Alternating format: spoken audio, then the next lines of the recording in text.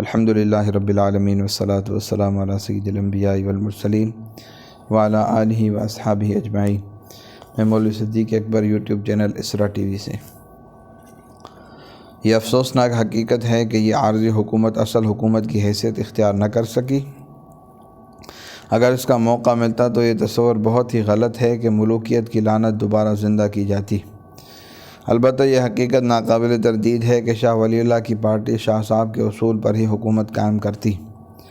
شاہ صاحب نے اپنی مشہور کتاب البدور البازغہ میں ترقی پذیر متمدن حکومت کے تقاضوں اور مطالبوں کا تجزیہ کر کے اس کے بنیادی ضرورتوں کو 5 شعبوں میں تقسیم کیا ہے۔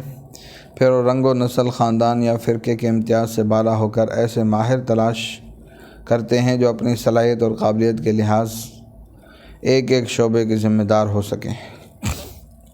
پھر صدارت یا وزارت عظمیٰ کے لیے ایک ایسے شخص کو منتخب کرتے ہیں جس میں ان تمام شعبوں کی نگرانی کی بہترین صلاحیت موجود ہو۔ ایسا جامع شخص ہی الامام الحق، صحیح لیڈر، سچا رہنما ہوگا۔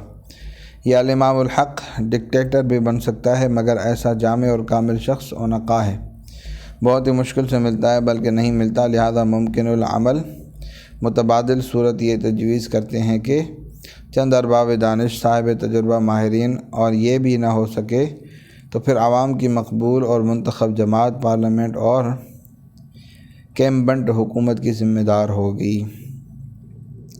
عارضی حکومت کی آزاد فوج کا کردار۔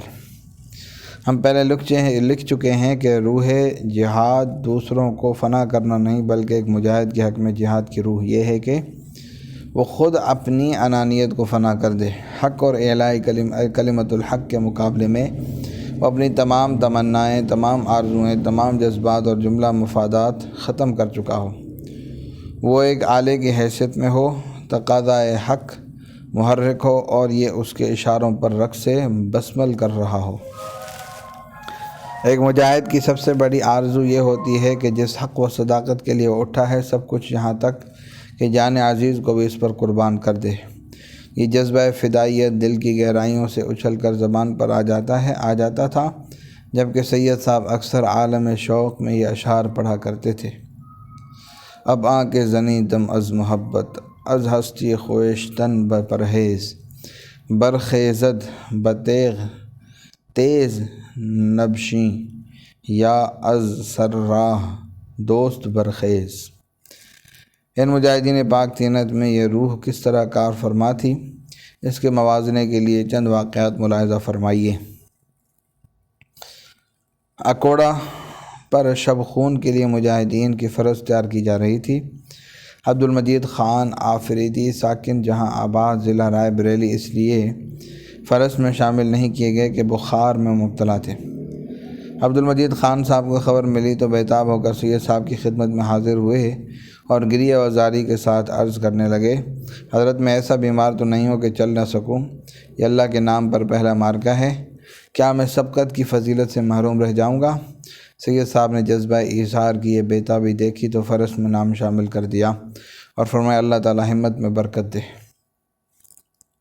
پھر ایسا اتفاق ہوا کہ اسی شب خون میں یہ شہید بھی ہو گئے، لیکن اس طرح کہ 14 سپاہیوں کو ختم کرنے کے بعد ان کی تلوار ٹوٹ گئی، نرغے میں گھر کر زخموں سے چور ہوئے اور جام شہادت سے شوق و ذوق کی تشنہ لبی کو سیراب کیا۔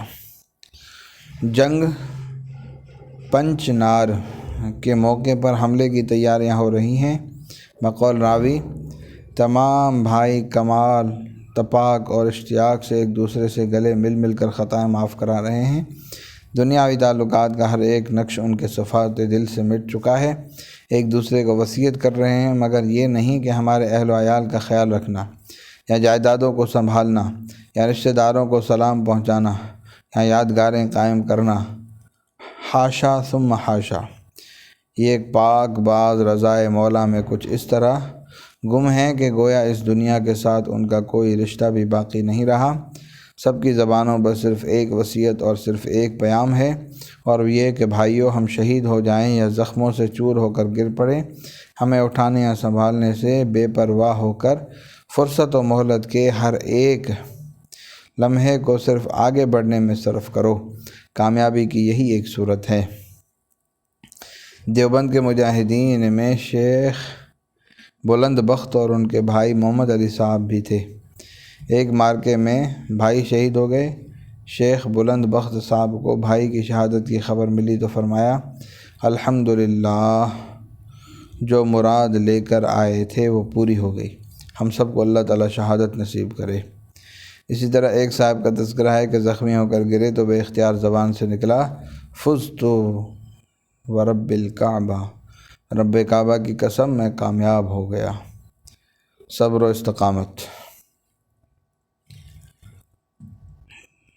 جنگ شیدو میں شکست کے بعد منتشر شدہ غازی مقام چنگلئی میں جہاں سید صاحب کو بے ہوشی کی حالت میں پہنچا دیا گیا تھا، جمع ہوئے تو آب و ہوا کی ناموافقت کے باعث اکثر مجاہدین بیمار پڑ گئے اور روزانہ ایک ایک دو دو وفات پانے لگے۔ دوسری طرف معاش کی تنگی انتہا کو پہنچ گئی۔ سینکڑوں میں صرف 6-7 تندرست تھے، وہ رات دن تیمارداری میں مصروف۔ سید رستم علی جلگاوی اکوڑے میں زخمی ہوئے، 2-2.5 مہینے نوشہرے میں صاحب فراش رہے۔ چنگلئی پہنچنے پر ان کی صحت پوری طرح بحال نہیں ہوئی تھی کہ تنہا 40 بیماروں کا بوجھ اٹھا لیا اور اس خوبی سے خدمت کی کہ کسی کو بھی ذرا سی تکلیف نہ ہونے دی۔ اس پر اسرت کا یہ عالم کہ ہر شخص کو روزانہ صرف مٹھی بھر جوار ملتی تھی۔ تندرست غازی اسے پیس کر روٹیاں پکاتے اور بیماروں کے لیے پانی میں ابال کر آش بنا دیتے، لیکن اسرت اسی پر ختم نہیں ہوئی۔ جلد ہی وہ وقت آ گیا کہ مٹھی بھر جوار بھی میسر نہ آ سکی تو یہ لوگ باہر جنگل میں نکل جاتے اور ایسی جڑی بوٹیاں یا ایسے پتے تلاش کرتے جو کھانے میں بد مزہ نہ ہوں اور پانی میں جوش دینے سے گل جائیں۔ انہی چیزوں کو بڑی بڑی ہانڈیوں میں ابالتے اور نمک ڈال کر خود بھی کھاتے اور بیماروں کو بھی کھلاتے۔ اسی طرح ایک بوٹی تھی جس کو پیس کر پانی میں پکاتے اور نمک ڈال کر مریضوں کو پلاتے۔ ایک بوٹی۔ ان سختی اور مصیبتوں کے باوجود خوبی یہ تھی کہ راضی بر رضا تھے اور قدم جادۂ استقلال پر اسی طرح محکم و استوار تھے کہ گویا پہاڑ کی چٹانیں ہیں جن میں جنبش کا امکان نہیں۔ اس حالت میں جن کی وفات ہوئی ان کے کفن کے لیے کپڑا میسر نہیں تھا۔ اگر ان کے پاس چادریں ہوتی تو انہی کا کفن بنا دیا جاتا، ورنہ جم کے ٹکڑے کاٹ کاٹ کر اس کام میں لاتے۔ امانت و دیانت و جماعتی خیرخواہی کی سبق آموز مثالیں ملاحظہ فرمائیے۔ اسی شب خون کا واقعہ ہے کہ سکھ پہرے دار نے تکبیر کی آواز سنتے ہی بندوق سر کی۔ گولی مولانا باقر علی صاحب عظیم آباد کے لگی۔ زخم کاری تھا۔ وہ بیٹھ گئے اور بولے، بھائیو میرا کام تمام ہوا، یہ ہتھیار لو، یہ اللہ کا مال ہے۔ ان الفاظ کے ساتھ ہی ان کی روح پرواز کر گئی۔ عارضی حکومت کے جو محصولات مقرر کیے گئے تھے، اول تو ان کی مقدار یہ تھی کہ پیداوار اگر ہو تو اس کا 10واں حصہ سرکاری محصول دیا جائے جس کو عشر کہا جاتا ہے۔ پھر اس کی تحصیل کرنے والوں کا کردار یہ تھا کہ رسالدار عبد المجید خان کا دستور یہ تھا کہ دورے پر نکلتے تو ہر آبادی سے نصف میل پر ٹھہر جاتے اور گاؤں کے سردار کو باہر ہی بلا کر حاجت پوچھ لیتے۔ سواروں کو بستی میں جانے یا کوئی چیز مانگنے کی سخت ممانعت تھی۔ ایک مرتبہ ایک سوار نے موضع ڈاگئی میں کسی سے چھاچھ مانگ لی۔ عبد المجید خان سخت ناراض ہوئے۔ گاؤں والوں نے کہا یہ معمولی بات ہے، لیکن رسالدار نے اس سوار سے صاف صاف کہہ دیا کہ ہمارے ساتھ رہنا ہے تو ضابطے کی پابندی کیجیے ورنہ امیر المومنین کے پاس چلے جائیے۔ صلی اللہ تعالیٰ علی حبیبی سیدنا محمد وعلی آلہ و اصحابہ اجمعین برحمتک یا ارحم الراحمین۔